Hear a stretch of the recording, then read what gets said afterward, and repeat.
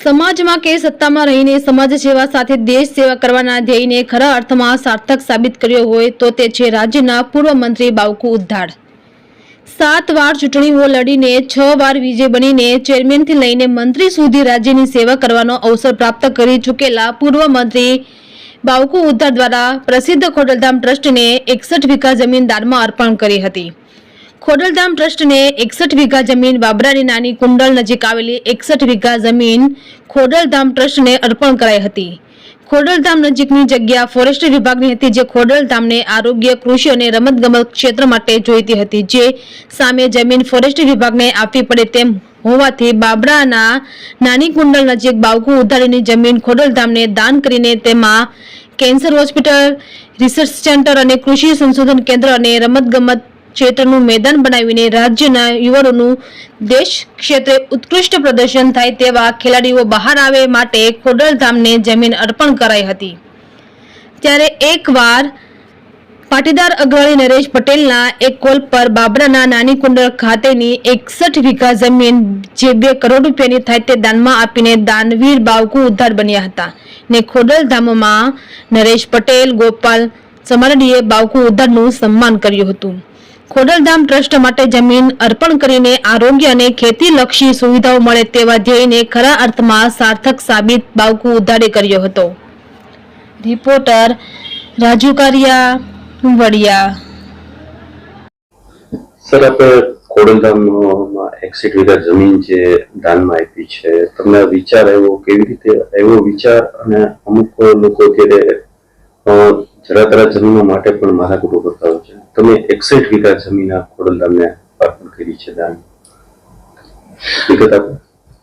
આમ તો આપ સૌને ખ્યાલ છે કે ખોડલધામ એક લેવા પટેલ નો શ્રદ્ધા અને આસ્થાના કેન્દ્ર સાથે એક સંગઠનના હેતુથી માતાજી ના મંદિરની સ્થાપના કરેલી, અને આ ફક્ત સંગઠનના હેતુ માટે કરેલી, પણ એની સાથે સાથે ત્યારે એજ્યુકેશન, હેલ્થ, એગ્રીકલ્ચર અને સ્પોર્ટ્સ એના માટે પણ તમામ સમાજને અને સમગ્ર દેશને અને ગુજરાતને એનો શું લાભ મળે એના માટેની ત્યાં અલગ અલગ પ્રવૃત્તિ મોટાભાગની શરૂ છે અને બાકીની કરવાની છે।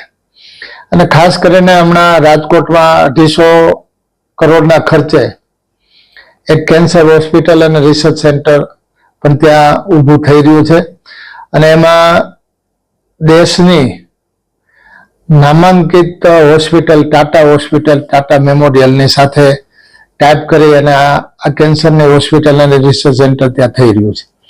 એવી રીતે યુપીએસસી, જીપીએસસીની પરીક્ષાઓની તૈયારી માટે તમામ સમાજના વિદ્યાર્થીઓને ખોડલધામ આ ક્લાસ ચલાવીને પ્રેરણા આપે છે। ભવિષ્યમાં દેશને એક સારા ખેલાડીઓ મળે, ઓલિમ્પિકમાં દેશનું નામ રોશન કરે, અને ખેતીવાડી ક્ષેત્રે પણ કંઈ નવા સંશોધનો કરીને સમાજને આપે, દેશને આપે। આવી બધી સારી પ્રવૃત્તિઓ ચાલી રહી હતી। મને નરેશભાઈ પટેલનો એક દિવસ ફોન આવ્યો કે આપણા ખોડલધામની બાજુમાં ફોરેસ્ટ વિભાગની જમીન પડેલી છે અને ત્યાંથી આપણને 51 વીઘા જમીન આપવાની છે, એ લોકો આપવા માંગે છે, પણ સામે આપણે 51 વીઘા જમીન એને બીજી લઈને આપવી પડે। એટલે એમને મને વાત કરી કે તમે જમીન ગોતો। એટલે મેં તરત જ કીધું કે હું ઘણા વર્ષોથી રાજકીય ક્ષેત્રે ઘણા વર્ષથી કામ કરું છું, એટલે સમાજનું, રાજ્યનું, દેશનું મારી ઉપર ઋણ છે કે હું 7 વખત ચૂંટણી લડ્યો, 6 વખત જીતો, અને ત્યારે સમાજના યુવાનો માટે અને સમાજ માટે કંઈ મારાથી જે તે વખતે જ્યારે હું સત્તામાં હતો, સરકારમાં હતો, ચૂંટાયેલો સભ્ય હતો, મંત્રી હતો, ચેરમેન હતો, સંગઠનમાં પણ કામ કરેલું, ત્યારે મારાથી થતા જે પ્રયત્નો હતા, પછી ઓક્ટો નાબૂદીનો પ્રશ્ન હોય, ગુંડાગીરીનો પ્રશ્ન હોય, ભ્રષ્ટાચાર નાબૂદીનો હોય, કે પછી નર્મદાનું પાણી પીવા માટેનું અહીંયા લઈ આવવાનું હોય. આવા અનેક કામો કર્યા, પણ આમ છતાંય આવનારી પેઢી માટે અને આપણા યુવાનો માટે કે જે ખોડલધામ શ્રદ્ધા અને આસ્થાના કેન્દ્રની સાથે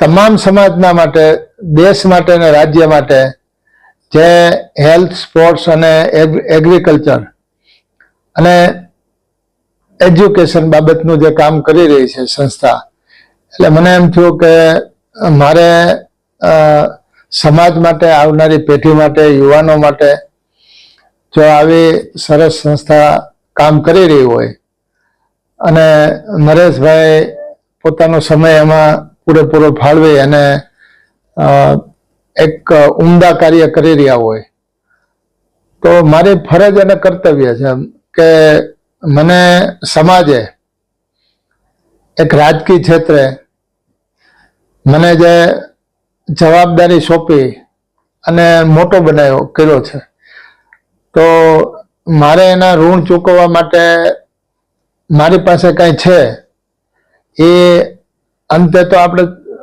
છોડીને ચાલ્યું જવાનું છે. એટલે એ હું વાપરું કે આ સમાજ વાપરે, કે આ ગુજરાતની 7 કરોડની જનતા માટે ઉપયોગ થાય, કે દેશની 150 કરોડની જનતા માટે ઉપયોગી થાય, એવા એક ઉમદા હેતુથી મારી ફરજ અને કર્તવ્ય સમજી અને મેં જમીન આપી છે. આ જમીન ફોરેસ્ટ વિભાગ એક્સચેન્જ કરશે, એટલે મેં જે જમીન આપી છે ત્યાં એ જમીન ફોરેસ્ટ વિભાગને આપશે, અને ફોરેસ્ટ વિભાગની જમીન જ્યાં ખોડલધામ કાગવડના મંદિરની બાજુમાં છે, લગોલગ છે, એ જમીન 61 વીઘા એમના નામે તબદીલ થશે. એટલે આવી મને એક પ્રેરણા આવી કે ભાઈ આપણને એક અત્યારે એક દેવાનો મોકો મળ્યો છે, અને ઘણી વખત બધા લોકોની ઈચ્છા હોય પણ એની મર્યાદા હોય, એની પાસે હોય ન હોય. મારી પાસે આ વ્યવસ્થા હતી એટલે મેં અમારા કુટુંબના બધા સભ્યોને